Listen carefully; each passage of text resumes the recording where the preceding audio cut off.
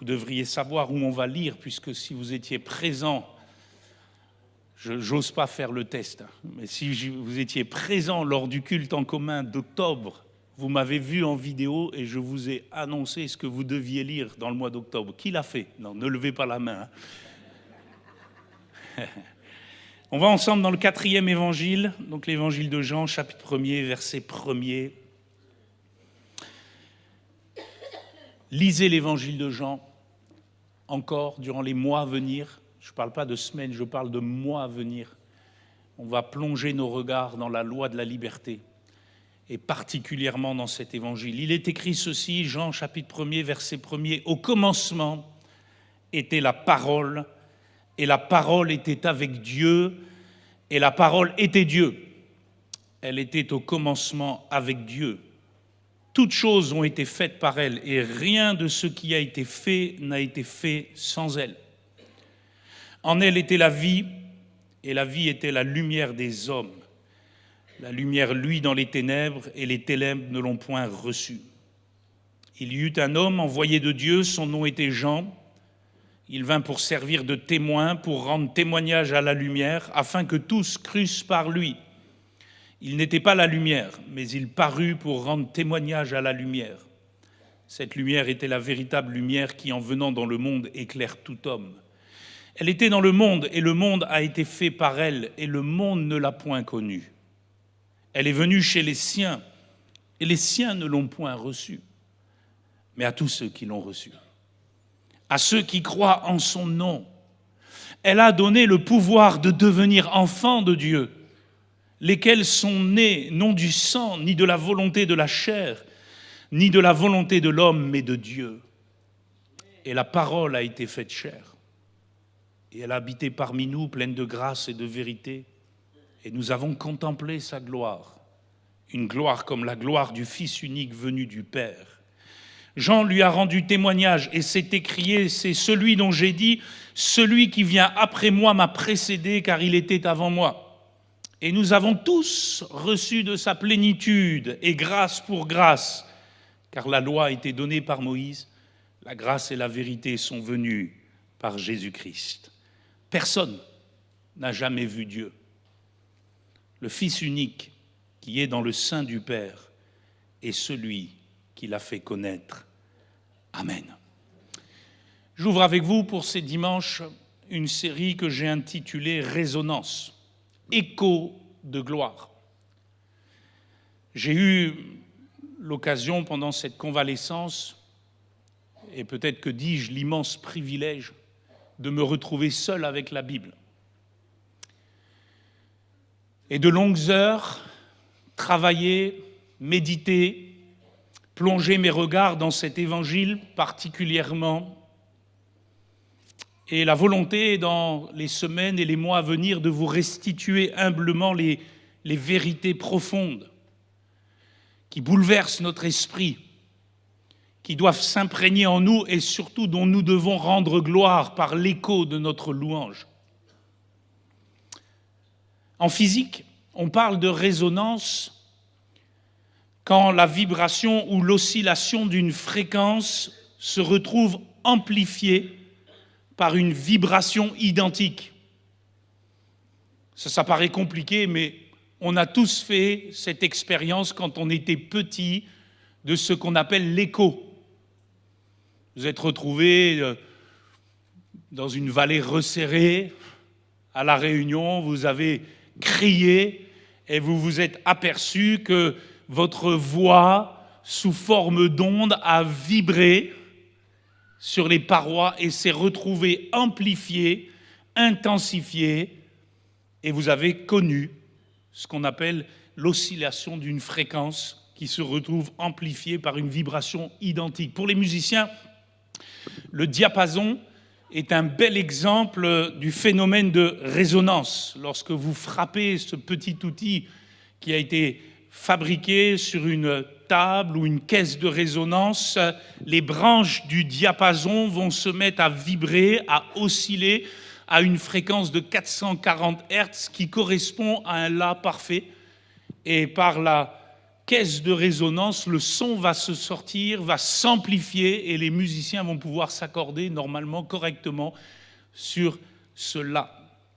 En médecine, on parle de phénomène de résonance pour produire des images de l'intérieur d'un corps en 2 ou 3 dimensions. Vous savez, moi, je sais ce que c'est. Durant les 2 dernières années, j'ai tellement été à l'IRM, au scanner, à la radio, que j'ai un abonnement. On me donne des tours gratuits maintenant. Et on parle de résonance dans ces milieux, en particulier dans ce fameux IRM. Qui a déjà été dans un IRM ou a déjà fait une IRM, une imagerie par résonance magnétique? Ça fait peur à certains parce que c'est petit. Alors pour faire simple, parce que c'est bien plus complexe, on fait osciller des champs magnétiques non uniformes qui permettent par retour de signal amplifié d'obtenir des images désirées. On parle aussi de résonance en sciences humaines. Ce phénomène est associé à la synchronisation affective de 2 personnes. Qu'est-ce qu'il veut dire par là? C'est ce qu'on appelle la résonance émotionnelle, la fameuse empathie. Vous voyez, lorsque vous prenez soin de quelqu'un, que vous l'avez à cœur, qu'il est proche de vous, vous commencez tellement à sentir, excusez-moi l'expression, ce qu'il vit, que vous commencez à vibrer avec lui. Vous êtes au diapason avec ce qu'il vit. Quand un membre souffre, tout le corps souffre. On parle ici de résonance émotionnelle. Alors je pourrais continuer longtemps comme cela pour vous montrer que dans la vie courante, il y a beaucoup de situations qui parlent de résonance avec des concepts de vibration, de réverbération, d'amplification, d'intensification et d'écho. Et vous allez me dire, mais qu'est-ce que cela a à voir avec la parole de Dieu et l'évangile de Jean? Tout simplement, le prologue que nous avons lu, l'introduction à l'évangile de Jean, nous décrivent les grandes vérités à propos du Seigneur Jésus-Christ qui vont résonner tout au long des 21 chapitres de l'évangile, qui vont se retrouver amplifiés, intensifiés, jusqu'à son épilogue, sa conclusion, où Jean va dire au chapitre 20, verset 31, « Ces choses ont été écrites. » Et on pourrait dire, ces choses ont été amplifiées, intensifiées. Elles ont vibré à travers les pages de ce livre, afin que vous croyiez que Jésus est le Christ, le Fils de Dieu, et qu'en croyant, vous ayez la vie en son nom. Vous voyez, le prologue, c'est quelques 18 versets, c'est comme le diapason qu'on frappe pour obtenir le la parfait et qui permet à chacun de nous de s'accorder sur le cœur de Dieu. Si vous voulez vous accorder sur la gloire de Dieu, vous avez tout dans les 18 versets que nous avons lus pour comprendre qui est Jésus. Au commencement, l'unité parfaite du Fils et du Père vibre et l'incarnation, la parole faite chair, l'IRM divin, qui nous permet à travers Christ de voir Dieu, celui que nul n'a vu et ne peut voir, nous permet non seulement de recevoir sa gloire, mais nous permet à notre tour, dans l'écho de notre louange, de rendre gloire à Dieu. À tous ceux qui l'ont reçu, à ceux qui croient en son nom, elle a donné le pouvoir de devenir enfants de Dieu, lesquels sont nés non du sang, ni de la volonté de la chair, ni de la volonté de l'homme, mais de Dieu. Jean, dans son évangile, se propose de nous décrire le Fils comme faisant parfaitement écho au Père dans le monde, amplifiant sa gloire, intensifiant ses paroles et nous invitant à faire de même dans notre foi. La parole a été faite chair. Elle a habité parmi nous, littéralement, elle a planté sa tente parmi nous, écho au tabernacle où la gloire de Dieu résidait. Et cette fois-ci, Jean nous dit que la gloire de Dieu ne réside plus dans un tabernacle, mais dans un corps, Jésus-Christ vivant, fait homme, porteur de gloire, porteur de la gloire du Père, tabernacle vivant, plein de grâce et de vérité, manifestant, intensifiant tout de Dieu, au point que Jean peut dire au verset 14, « Nous avons contemplé sa gloire comme la gloire du Fils unique venu du Père. » Frères et sœurs, la gloire de Dieu le Père et la gloire de Dieu le Fils. Il y a résonance entre les deux. Ce qui permet à Jésus de dire à ses disciples dans Jean 14, verset 9, « Celui qui m'a vu a vu le Père. » Pourquoi ? Parce que Jésus vibre parfaitement de la gloire de Dieu. Il n'y a pas de dissonance entre eux. Jésus amplifie tout de Dieu, au point qu'il peut dire au chapitre 17, versets 4 à 8, et nous le lisons ensemble dans cette prière magnifique qu'on appelle la prière sacerdotale de Jésus juste avant la crucifixion. Il va dire, « Père, je t'ai glorifié sur la terre. J'ai achevé l'œuvre que tu m'as donnée à faire. Et maintenant, toi, Père, glorifie-moi auprès de toi-même de la gloire que j'avais auprès de toi avant que le monde fût. J'ai fait connaître ton nom aux hommes, que tu m'as donné du milieu du monde. Ils étaient à toi et tu me les as donnés et ils ont gardé ta parole. Maintenant, ils ont connu que tout ce que tu m'as donné vient de toi. Car je leur ai donné les paroles que tu m'as données et ils les ont reçues. Et ils ont vraiment connu que je suis sorti de toi. Et ils ont cru que tu m'as envoyé. Amen. Deux choses importantes dans ces versets. J'ai fait connaître ton nom aux hommes que tu m'as donné du milieu du monde. Verset 6. Verset 8, je leur ai donné les paroles que tu m'as données. Voyez ici la résonance du Fils qui fait vibrer, qui amplifie, qui intensifie, qui fait connaître la gloire du Père sur la terre. Comment ? Par l'écho de son nom. Pas étonnant alors que dans le 4e évangile, Jésus se présente comme le grand je suis. Ce grand je suis qui a parlé à Moïse au buisson ardent. Je suis celui qui suis. Je suis le pain de vie. Je suis la lumière du monde. Je suis la porte. Je suis le bon berger. Je suis le vrai cep. Je suis le chemin, la vérité et la vie. Je suis la résurrection et la vie. Je suis. Voyez l'écho du nom de Dieu. Et pas étonnant aussi qu'il puisse déclarer à qui veut l'entendre dans Jean 12, 48, 49, parole importante pour nous ce matin.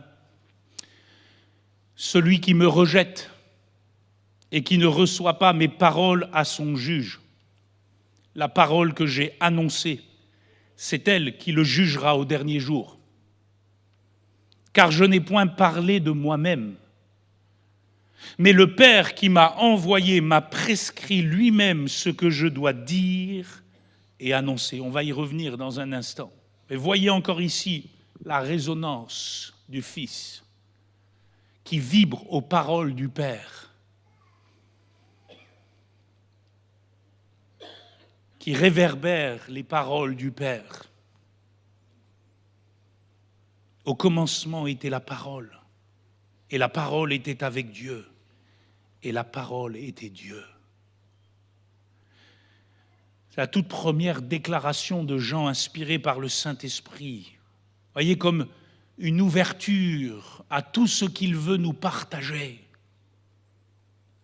Tel un foyer, le siège principal de toutes les vérités qu'il veut nous partager sous l'inspiration de la grâce pour les jeunes, tel un teaser d'un grand film, où vous êtes invités au son et aux lumières de Christ qui projettent la gloire de Dieu sur la face du monde. Une entrée en matière, un vestibule, un hall dans lequel on entre dans la gloire du Fils qui fait écho à la gloire du Père. Fait très intéressant. Au commencement était la parole, Jean 1:1. Et la parole était avec Dieu et la parole était Dieu. Vous ne pouvez que la lier à la toute première phrase de la Bible. Regardez votre toute première phrase de Bible. Qu'est-il écrit ? Au commencement, Dieu créa les cieux et la terre. Voyez comment Jean fait vibrer la parole. Comment il l'intensifie, l'amplifie. Au commencement, Dieu créa les cieux et la terre. Et il nous dit, au commencement, la parole. L'écho est glorieux. La réverbération est intense. Ce que nous avons en bribes dans la Genèse nous est amplifié par Jean dans son évangile. Ce Dieu, cet Elohim qui a créé le ciel et la terre, l'a fait par le Fils unique qui est la parole faite chair, envoyée par amour dans le monde, car Dieu a tant aimé le monde qu'il a donné son Fils unique, afin que quiconque croit en lui ne périsse point, mais qu'il ait la vie éternelle.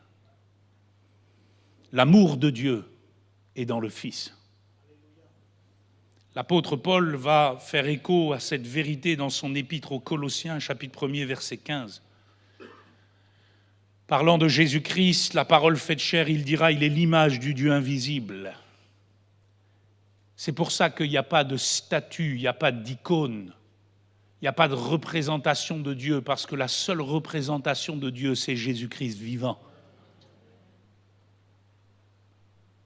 Il est l'image du Dieu invisible. Le premier-né de toute la création, car en lui ont été créées toutes les choses qui sont dans les cieux et sur la terre, les visibles et les invisibles. Trône, dignité, domination, autorité, tout a été créé par lui et pour lui. Tu as été créé par lui et pour lui. Entends-le ce matin, tu as été créé par lui et pour lui. Et si tu ne vis pas pour lui, tu ne rends pas écho à la gloire de Dieu. L'auteur de l'Épître aux Hébreux va faire résonner la même vérité. Dans son introduction au chapitre 1er, verset 1er, où il écrira sous l'inspiration du Saint-Esprit, après avoir autrefois à plusieurs reprises et de plusieurs manières parlé à nos pères par les prophètes, Dieu, dans ces derniers temps, nous a parlé par le Fils, qu'il a établi héritier de toutes choses, par lequel il a aussi créé le monde, et qui étant le reflet de sa gloire, l'empreinte de sa personne, soutenant toutes choses par sa parole puissante, a fait la purification des péchés et s'est assis à la droite de la majesté divine dans les lieux très hauts. Qu'est-ce que je veux dire par là, frères et sœurs ? Jean, Paul, l'auteur de l'Épître aux Hébreux, sont tous d'accord. Ils sont tous au diapason. Ils font tous vibrer la même vérité. Ils amplifient tous cette vérité absolue que Jésus-Christ et Jésus-Christ seul est celui qui fait connaître Dieu. Ils sont sur la même longueur d'onde. Ils glorifient alors le Fils à la hauteur de ce qu'il mérite et ils nous invitent à faire de même par l'écho de notre vie et de notre louange. Tu es appelé à vibrer pour la gloire de Dieu en Jésus-Christ.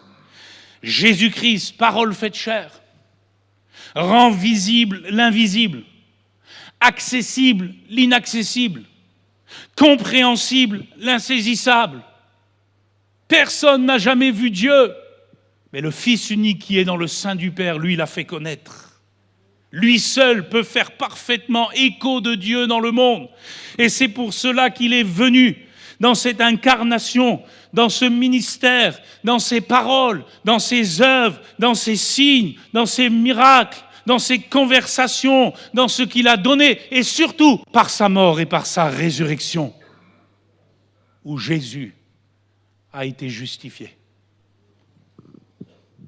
Pas étonnant que nous apprenons alors dans le 4e évangile que nul ne vient au Père que par lui. Alors vous l'avez compris dans cette série de messages, je ne vais pas beaucoup parler de nous. Quoiqu'il y aura des répercussions, des résonances, des échos à vivre, nous allons parler de Jésus-Christ. Parce que, frères et sœurs, nul ne doit se mettre au centre de l'Évangile, parce que l'Évangile ne nous concerne qu'à partir du moment où nous saisissons qu'il concerne avant tout, comme le dit Paul aux Romains, le Fils bien-aimé du Père, né de la chair selon Dieu, et déclaré Fils de Dieu avec puissance, selon l'Esprit de sainteté, par sa résurrection d'entre les morts. Je vais vous parler de la manière dont Jésus a rendu gloire à Dieu dans le monde. Par sa parole, par son ministère, par sa mort, par sa résurrection. Ça va nous aider à mieux comprendre comment nous avons la vie en son nom et surtout comment nous devons vivre pour lui dans le monde. Et ce premier message, je le sens autour de ce premier mot que nous avons dans ce texte de Jean 1, verset 1, au commencement était la parole. Jésus-Christ est tout de suite défini comme parole de Dieu. Il n'est pas tout de suite défini comme serviteur de Dieu. Il l'est. Il n'est pas tout de suite défini comme Messie de Dieu. Il l'est. Il est défini comme parole de Dieu, verbe divin, faisant résonner les paroles de Dieu dans le monde. Un verset clé de l'évangile de Jean va résumer parfaitement la pensée qui est sur mon cœur ce matin, qui doit être amplifiée en chacun de nous qui croyons. Elle sort de la bouche de l'apôtre Pierre, Jean 6, 68. À un moment particulier où Jésus a adressé à la foule quelques paroles difficiles à entendre. Et certains ont été offusqués, certains ont été perturbés. À partir de là, la Bible nous dit que même certains disciples sont partis en arrière, ont reculé. Et Jésus va se retourner vers les siens les plus proches et il va leur demander « Mais vous, ne voulez-vous pas aussi vous en aller ?» Et Pierre va répondre. Et je crois que là aussi, c'est l'inspiration du Saint-Esprit. Pierre va répondre, « Seigneur, à qui irions-nous ? Tu as les paroles de la vie éternelle. » En quoi Jésus a-t-il les paroles de la vie éternelle ? Jean 1,1 nous répond, « En ce qu'il est parole de Dieu. » Verbe divin, il est donc le seul à posséder les paroles de Dieu. Et cela est parce que lui seul a vu le Père. Personne n'a jamais vu Dieu. Mais le Fils unique qui est dans le sein du Père, lui l'a fait connaître. Littéralement, il est dans le kolpon du Père. Le kolpos en grec, c'est la place de choix. Voyez, les mamans, elles savent ce que c'est quand on prend le tout petit sur sa poitrine, sur son sein. C'est la place de protection, la place de choix. Jésus est dans le sein du Père. Alléluia. Et ce qui est extraordinaire, nous le verrons plus tard, c'est que le disciple bien-aimé, qui représente à mon humble avis le disciple que Jésus veut voir en chacun de nous lors de ce moment particulier dans Jean 13 où le traître va livrer le maître. La Bible nous dit qu'il repose sur le sein de Jésus. Il est sur le kolpon de Christ.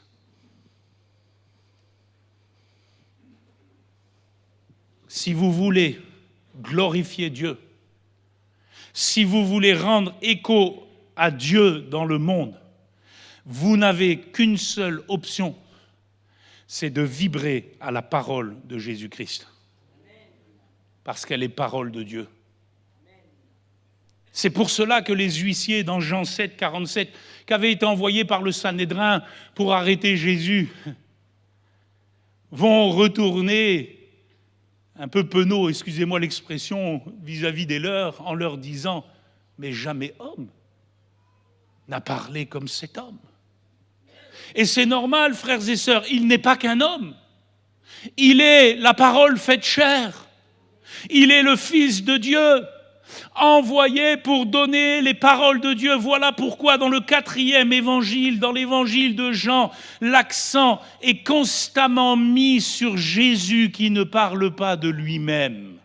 On relit ensemble Jean 12, 48 et 49. C'est très important. Frères et sœurs, on vit dans un siècle où les gens ne font que parler d'eux-mêmes et de leur propre fond. Et c'est sans fond et sans fin. Et c'est fatigant. Parce que quand l'homme parle de son propre fond, c'est du néant. Ça ne produit rien. Ça ne fait qu'embellir son orgueil. Mais Jésus ne parle pas de lui-même. Tout comme le Saint-Esprit, le Paraclet, dit Jésus dans Jean, ne parlera pas de lui-même, mais il prendra ce qui est à moi et vous le donnera. Et la boucle est bouclée. Le Fils parle du Père et le Saint-Esprit parle du Fils qui parle du Père. Regardez ce qu'il dit. Celui qui me rejette et qui ne reçoit pas mes paroles. Ça, c'est très important.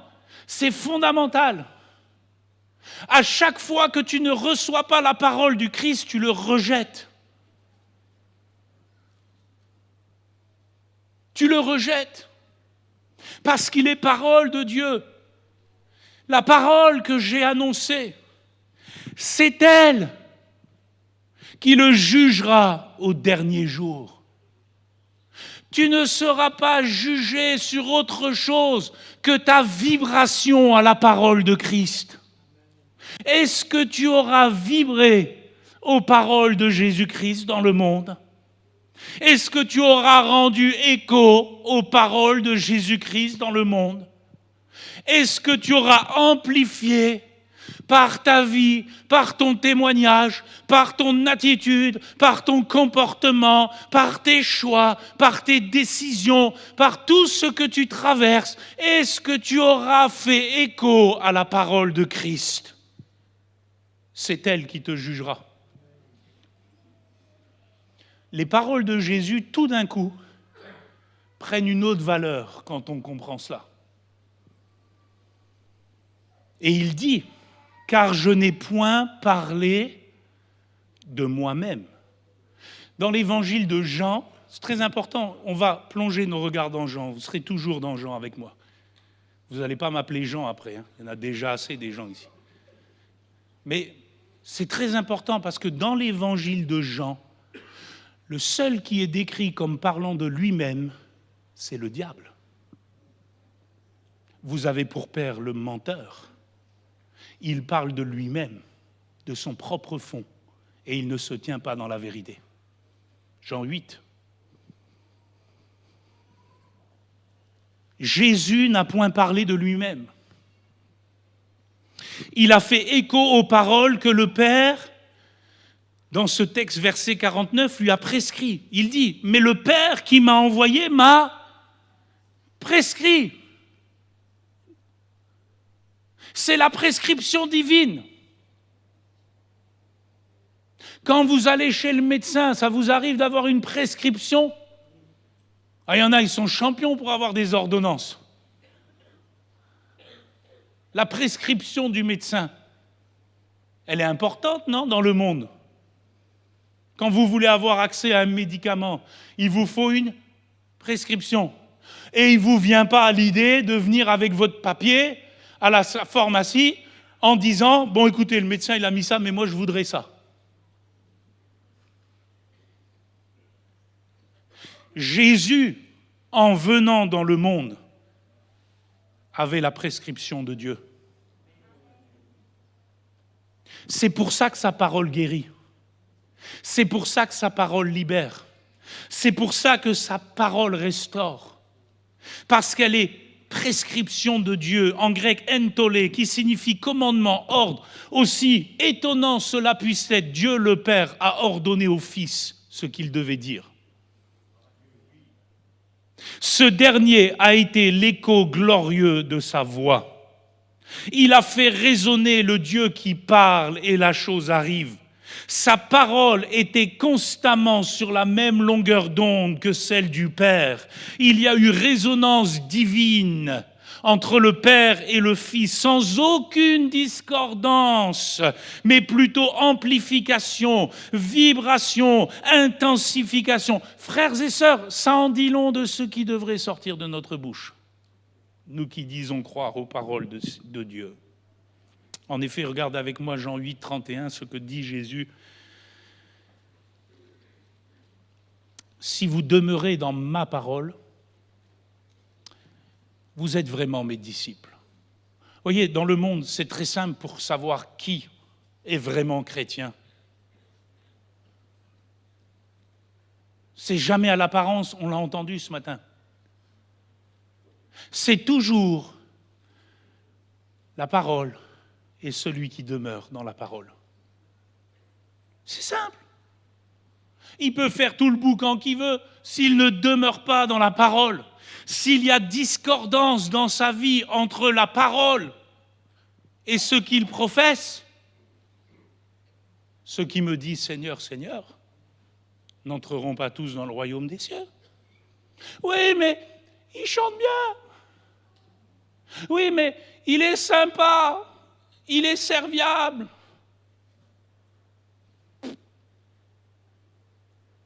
C'est un écho qui n'est pas glorieux. Alors comment faire résonner la parole de Christ dans nos vies? Jésus, dans le 4e évangile, nous donne deux points sur cela. Premièrement, en se laissant pénétrer par cette parole. Jean 8, 43. Jésus a des opposants, des détracteurs, des juifs qui ne sont pas contents avec lui de ce qu'il prêche. Il va dire ceci. Pourquoi ne comprenez-vous pas mon langage? Parce que vous ne pouvez écouter ma parole. Et il ajoutera au verset 37, juste avant, parce que ma parole ne pénètre pas en vous. Dans Jean 5, verset 37, il leur avait déjà souligné ce problème de cœur. Il va dire ceci, vous n'avez jamais entendu sa voix parlant de Dieu. C'est fort, parce que les Juifs se réclamaient de Dieu. Il y a plein de gens qui disent « Dieu m'a dit ». Ils disaient « Dieu m'a dit ». Et Jésus leur dit « Vous n'avez jamais entendu sa voix ? Vous n'avez point vu sa face ». Ça, c'est très important. Personne n'a jamais vu Dieu. Le Fils unique qui est dans le sein du Père, lui, l'a fait connaître. On va y revenir. Et sa parole ne demeure point en vous parce que vous ne croyez pas à celui qui l'a envoyé. Vous sondez les Écritures parce que vous pensez avoir en elles la vie éternelle. Ce sont elles qui rendent témoignage de moi. Premier point, très simple, se laisser pénétrer. Fondamental pour la foi, pour l'écho glorieux du Père. Se laisser pénétrer. Un verbe, choreo, en grec, c'est pas oreo, il y en a direct, ils ont pensé aux petits biscuits, ils ont dit, oh là là, super, à midi, oh, les petits oreos. Mais vous allez y retenir, choreo, qui veut dire accepter, faire place, recevoir, contenir. Une image triviale que Jésus emploie dans Matthieu 15, verset 17, où il emploie ce verbe. La nourriture qui va dans l'estomac, littéralement, choreo, qui pénètre l'estomac. Ça, vous connaissez ça, non? Boncari, non? Il y en a 2-3, un peu comme moi, on connaît plus que les autres. Pénétrer. Elle va dans l'estomac. Elle est ingérée. Elle est acceptée. Elle est dans l'estomac qui lui fait place. Et tout est lié dans la Bible à l'écoute. On l'a lu. L'écoute. Vous voyez, ce qui est bizarre dans la Bible, c'est que on avale en écoutant.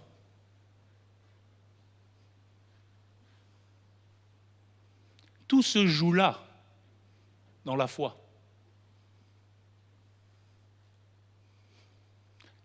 Pénétrer commence là. L'écoute.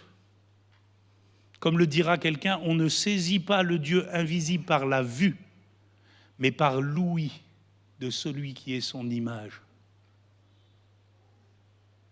Christ, parole faite chair, communique tout de Dieu. L'écho, le son, la parole, ce qui doit pénétrer notre cœur. Jean 5, 22, 24, Jésus dit, « Le Père ne juge personne, mais il a remis tout jugement au Fils, afin que tous honorent le Fils comme ils honorent le Père. Celui qui n'honore pas le Fils n'honore pas le Père qu'il a envoyé. En vérité, je vous le dis, celui qui écoute ma parole et qui croit à celui qui m'a envoyé a la vie éternelle. Et il ne vient point en jugement, mais il est passé de la mort à la vie. » Tu dis vouloir honorer Dieu? Cela passe par l'écoute. Celui qui écoute ma parole. Jacques, dans sa lettre, le dira autrement. Jacques 1, 21, c'est pourquoi, rejetant toute souillure et tout excès de malice, recevez avec douceur la parole qui a été plantée en vous. Recevez avec douceur. Pourquoi il ajoute avec douceur? Parce que parfois Jésus a des choses à nous dire et notre chair ne les accepte pas. Comment ça? Vous aussi, vous voulez vous en aller? Mais Seigneur, à qui d'autre irions-nous qu'à toi? Tu as les paroles de la vie éternelle. Et regardez, cette parole peut sauver vos âmes. Recevoir, ingérer, intégrer dans la suite du texte, mettre en pratique, métaboliser, faire en sorte que la parole se vive dans les évangiles synoptiques, Matthieu, Marc, Luc. C'est la parabole du bon semeur, du semeur. La semence qui pénètre le sol du cœur de celui qui dit être à son écoute. Matthieu 13, 23, celui qui a reçu la semence dans la bonne terre, c'est celui qui entend la parole et la comprend.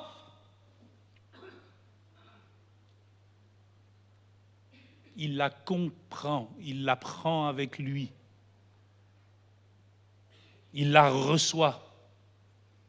Il porte alors du fruit. Un grain en donne 100, un autre 60, un autre 30. Comment fait-on écho à la gloire du Père dans le monde? En recevant les paroles de Christ, en se laissant pénétrer par les paroles de Christ. Paroles transformatrices. La foi vient de ce qu'on entend. C'est pas seulement elle vient de ce que tu lis, parce que tu la lis la Bible, mais c'est ce que tu entends quand tu lis. La voix de Dieu derrière le texte. Parce que tu peux lire pour lire. Vous sondez les Écritures, mais ça n'ajoute rien. La foi vient de ce qu'on entend. Et ce qu'on entend vient de la parole de Christ. Cette parole qu'on comprend avec soi, qu'on intègre, qu'on accepte et qu'on vit. Je voyais dernièrement un chant très joli il était dit dans un des refrains, il y a 1000 milliards de fois où je dirais oui si tu m'appelles. C'était une des phrases, très jolie, poétique. Je dirais 1000 milliards de fois oui quand tu m'appelles. Mais le Seigneur, ça fait 1000 milliards de fois qu'il t'appelle dans la Bible. Hein. Tu n'as toujours pas dit oui quand il te demande de pardonner, quand il te demande de donner, quand il te demande d'avancer en pleine eau, quand il te demande de quitter, quand il te demande de lui faire confiance. Mais ça fait 1000 milliards de fois. Mais tu ne l'entends pas, tu ne l'écoutes pas, tu ne te laisses pas pénétrer. Mon frère, ma sœur, cher ami, si tu veux rendre gloire à Dieu dans le monde, il te faut te laisser pénétrer par la parole de Christ, qui est parole de Dieu. Et deuxièmement, il faut la garder. Jean 8, 52. Jésus dit, c'est simple, hein, l'évangile de Jean, c'est simple, alors c'est profond. Jésus dit, si quelqu'un garde ma parole, il ne verra jamais la mort. Cette mort, cette séparation d'avec Dieu. Si quelqu'un garde. Alors il faut mettre ce texte en parallèle de Jean 8, 54, un peu plus loin. Jésus va dire, si je me glorifie moi-même, ma gloire n'est rien. C'est mon Père qui me glorifie, lui qui vous dit être votre Dieu et que vous ne connaissez pas. Pour moi, je le connais. Et si je disais que je ne le connais pas, je serais semblable à vous, un menteur. Mais je le connais et je garde sa parole. On connaît Dieu quand on garde la parole de Jésus-Christ. Jésus garde la parole de Dieu et il la transmet. Par là, il glorifie le Père le glorifie en retour. Il est donc plus que son porte-parole, plus qu'une voix qui crie dans le désert. Il est la parole faite chair, le Verbe incarné, le Dieu qui parle, soumis au Père, qui s'exprime en lui, à travers lui, pour lui, en lui, par lui. Il ne se glorifie pas lui-même parce qu'il ne parle pas de lui-même. Il n'est pas comme le menteur, le malin, le diviseur, parce que c'est profondément ce que signifie le mot diabolos, le diviseur. Quand on parle de soi-même, on divise. Jésus, lui, connaît vraiment Dieu, parce qu'il est le seul qui, au commencement, était avec Dieu et qui était Dieu et qui a vu Dieu. Voyez, là, il y a quelque chose d'important, je l'ai dit tout à l'heure, je m'y arrête. Écho très subtil à ce verset 18 du prologue, Jean 1, 18. Personne n'a jamais vu Dieu.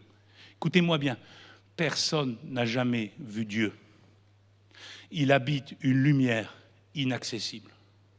Personne n'a jamais vu Dieu. Le Fils unique qui est dans le sein du Père, lui, l'a fait connaître. Dans la Bible, c'est une vérité absolue. Personne n'a jamais vu Dieu. Tu ne pourras voir ma face et vivre, car l'homme ne peut me voir et vivre. Alors, on est tout de suite interpellé dans l'Ancien Testament. Oui, mais il y a des gens, il est dit qu'ils ont vu l'Éternel. Moïse, le premier. Quand Dieu va lui dire dans Exode 3,16, après lui avoir révélé son nom, va, rassemble les anciens d'Israël et dis-leur, l'Éternel, le Dieu de vos pères, m'est apparu. Le Dieu d'Abraham, d'Isaac et de Jacob. Tiens, parlons de Jacob. Jacob, au gué de Yabok, Genèse 32, verset 30. J'ai vu Dieu face à face et mon âme a été sauvée. Et Abraham, qui a parlé avec ses trois amis, et particulièrement l'un d'entre eux, qui était l'Éternel, ce dernier se disait, cacherai-je à Abraham ce que je vais faire concernant Sodome et Gomorrhe? Qu'est-ce qu'on doit comprendre de tout cela? Que le seul qui a vraiment vu le Père et qui vit à jamais, c'est le Christ, qui est dans le sein du Père. Tous les autres, quand ils ont vu l'Éternel, ils ont vu le Fils. Ils ont vu le Seigneur. Ils ont parlé avec le Seigneur dans ce qu'on pourrait appeler des pré-incarnations, des théophanies. C'est pour ça que Jésus peut dire « Celui qui m'a vu, il a vu le Père ». Et c'est exactement ce que Jésus voulait dire aux Juifs. Regardez dans Jean 8, 56 et 59, quand ils vont parler d'Abraham, il va leur dire « Mais Abraham, votre père, il a tressailli de joie de ce qu'il verrait mon jour. Il l'a vu et il s'est réjoui.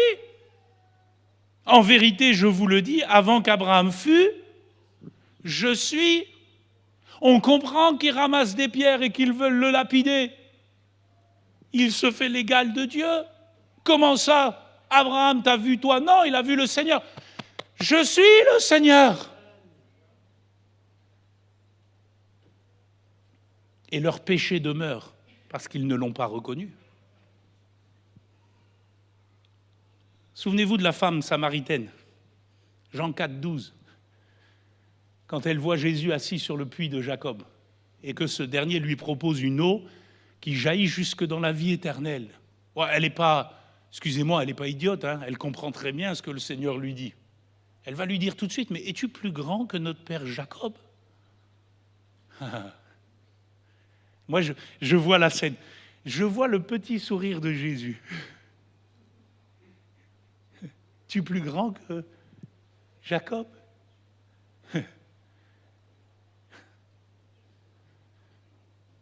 Je le suis, moi qui te parle. Oui, frères et sœurs, plus grand que Moïse, plus grand qu'Abraham, plus grand que Jacob, plus grand que tous les patriarches, plus grand que tous les hommes de Dieu, plus grand qu'Ésaïe qui a vu la gloire de Dieu dans le temple. Qu'a-t-il vu ce jour-là? Il a vu la gloire du Fils unique qui vient du Père. D'ailleurs, Jean ne mâche pas ses mots pour nous le dire. Regardez avec moi dans le chapitre 12, versets 37 à 41. C'est pour ça que Jésus est Dieu, au même titre que le Père et que l'Esprit. Il va dire ceci, Jean 12, 37, conclusion d'une grande portion de l'Évangile. Malgré tant de miracles qu'ils avaient faits en leur présence, ils ne croyaient pas en lui, afin que s'accomplisse la parole qu'Ésaïe, le prophète, a prononcée. Seigneur, qui a cru à notre prédication et à qui le bras du Seigneur a-t-il été révélé? Aussi ne pouvait-il croire parce qu'Ésaïe a dit encore, il a aveuglé leurs yeux et il a endurci leur cœur, de peur qu'ils ne voient des yeux, qu'ils ne comprennent du cœur, qu'ils ne se convertissent et que je ne les guérisse. Ésaïe dit ces choses lorsqu'il vit sa gloire. Jean, il est très clair. Ésaïe a vu la gloire du Fils. C'est pour ça que les prophètes ont parlé de lui. Et que maintenant, Dieu nous parle par lui. Personne n'a jamais vu Dieu. C'est la seule prérogative du Fils. Le Fils voit le Père. On ne comprend pas, c'est un mystère, ça. Essayez pas de comprendre avec votre petit cerveau. Mais lui, il le fait connaître. Et comment il le fait connaître? Par sa parole. La vie éternelle, c'est qu'ils te connaissent. Toi, le seul vrai Dieu est celui que tu as envoyé. Comment? Pénétrer par la parole, gardant la parole. Et je termine. Je suis un peu long ce matin, c'est normal, je n'étais pas là 2 mois et demi. Ça va? Vous me supportez? De toute façon, vous n'avez pas le choix, c'est moi qui ai le micro en plus. Et comme j'ai été tout seul longtemps, j'ai beaucoup de choses à dire. C'est la conclusion. Le récit dans Jean 9, vous le lirez à la maison. C'est pour ça que si vous avez lu l'Évangile un petit peu avant de ce premier message, vous êtes avantagé. Parce que voilà, les autres, il faut prendre le train en marche et il faut faire vos devoirs. Donc pour la prochaine fois, il faut lire l'Évangile de Jean. La guérison de l'aveugle dans Jean 9. Un aveugle de naissance est guéri miraculeusement par Jésus, alors d'une manière un peu particulière. Il lui a mis de la boue sur les yeux, il lui a dit d'aller se laver au réservoir de Siloé. Je ne reviens pas là-dessus tout de suite. Ce qui m'intéresse, c'est ce qui se passe après.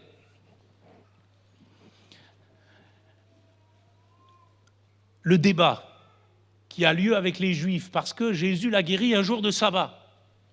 Jésus s'est éclipsé, il est allé enseigner dans le temple. Et voilà que ce pauvre homme qui n'a rien demandé, qui a tout reçu, voilà qu'il est pris à partie par les Juifs, qu'il interroge. C'est qui t'a guéri? Comment il a fait? Alors ils sont un peu embêtés, ils se demandent même si c'est pas quelqu'un qui a pris sa place, qui a usurpé son identité. Il convoque ses parents en disant « Mais vous êtes vraiment sûr que ça c'est votre fils ?» Vous savez, comme si les parents ne savent pas qui est leurs enfants. Peut-être que ce jour-là, ils avaient la tentation de le renier en disant « Oula, c'est l'occasion de dire que c'est pas le nôtre, chérie. »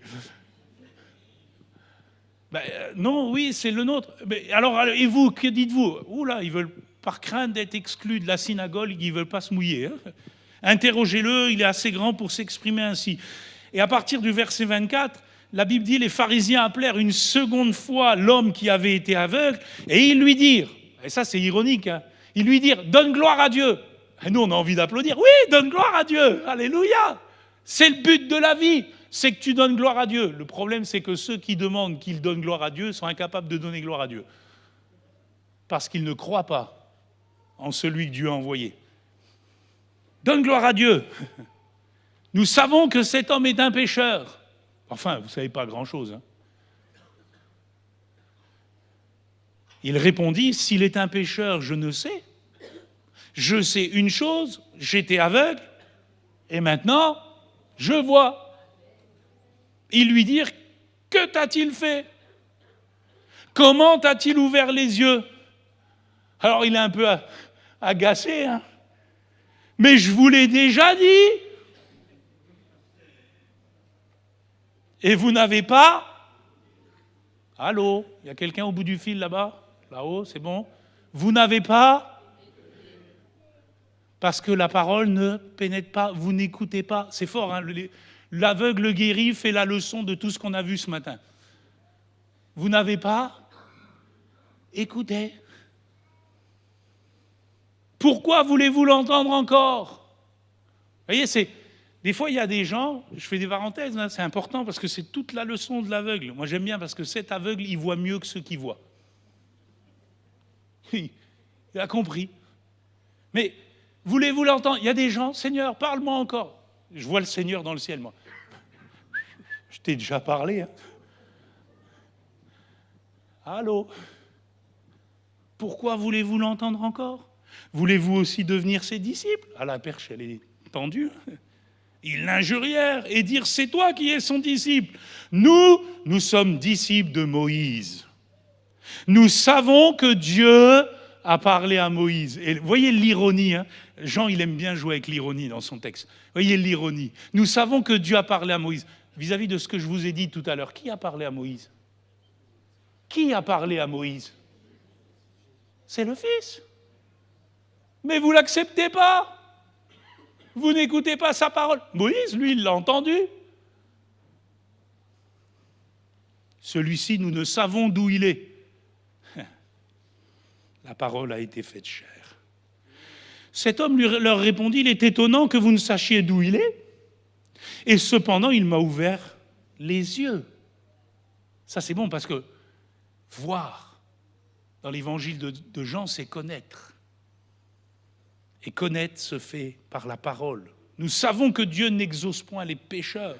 Mais si quelqu'un l'honore et fait sa volonté, c'est celui-là qui l'exauce. Jamais on n'a entendu dire que quelqu'un ait ouvert les yeux d'un aveugle-né. Si cet homme ne venait pas de Dieu, il ne pourrait rien faire. Il y a un écho subtil à un docteur de la loi, on y reviendra dans Jean 3, qui de nuit va dire à Jésus, nous savons que tu es un homme venu de Dieu, un rabbin venu de Dieu, parce que personne ne peut faire les miracles que tu fais si Dieu n'est avec lui.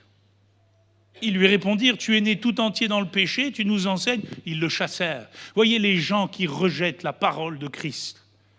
Ils finissent par chasser, diviser, Jésus apprit qu'il l'avait chassé, et l'ayant rencontré, il lui dit, « Crois-tu au Fils de Dieu ?»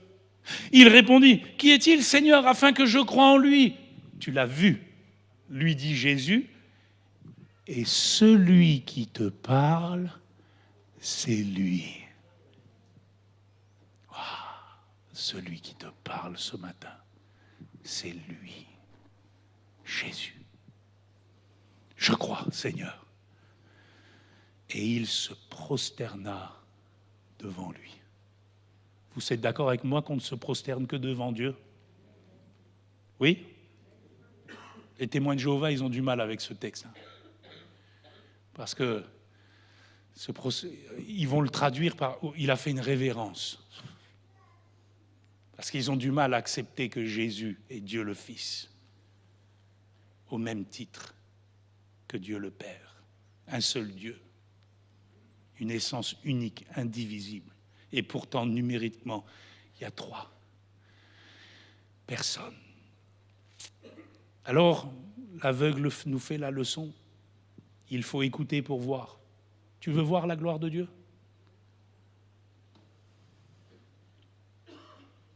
Le canal, il est là.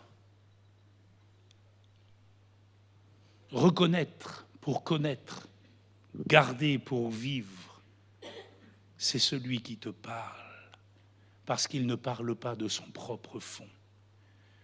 La conclusion, elle est simple. Julien, les musiciens peuvent se préparer. Jean-Baptiste l'avait tellement bien compris que dans Jean 3, au verset 30, quand il a fini son ministère de témoin, parce qu'on n'est que des témoins, il va dire, il faut qu'il croisse et que je diminue.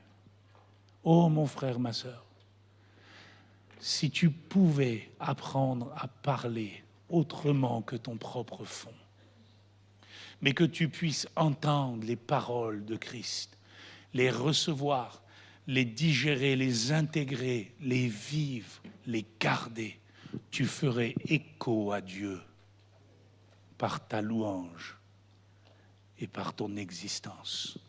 Tu pourrais dire de concert avec Pierre, et on va le chanter, « Seigneur, à quel autre irions-nous qu'à toi ? Tu as les paroles de la vie éternelle. » Est-ce que tu fais écho à la parole de Christ dans ta vie? Est-ce qu'elle trouve place réellement? Est-ce que tu l'accueilles toujours avec douceur? Est-ce que cette parole bouleverse toujours ton cœur? Est-ce que les paroles de Jésus sont esprit et vie en toi? On va se lever et on va le confesser. Seigneur, à quel autre irions-nous